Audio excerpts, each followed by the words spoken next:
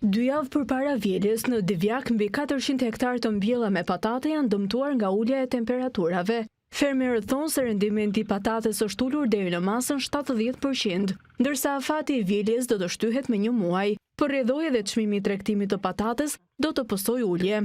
Are kemi mbjellur, temi është shumë i madh kolosal. Kjo është një tem i pariparueshëm. Kalon gjysmë prodhimi, nuk do jetë më i prodhim që pritet që bëhej.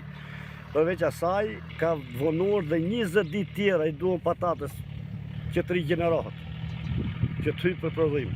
Pia rendimenti, çdo gjë është në vonesë. Do shkoj 20 ditë, 1 muaj më mbrapa. Fermerët kërkojnë mbështetje nga Ministria e Bujqësisë për ndërtimin e tuneleve me plastmas, në mënyrë që prodhimi i ardhshëm të mos dëmtohet nga ngricat. Vetëm çajna për sera mund të ruhen në këtë lloj natyre, në këtë lloj ftoti. Kurse forma tjera nuk ka.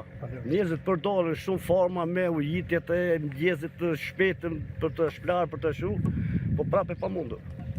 Po të kishe mundësi shtetit na ndihmonte i çik, se janë bler flera aq shumë shtrejt, fara shumë shtrejt. Ka vajt kostos e ne nuk ish marrim kurrë dot shpenzimet tona këtu. Ka vajt kostos shumë e rëndë. Ndër të tjera, fermerët pohojnë se dëmi ekonomik i shkaktuar është tepër i lartë dhe rrezikojnë të mos marrin mbrapsht as paratë shpenzuara gjatë kultivimit.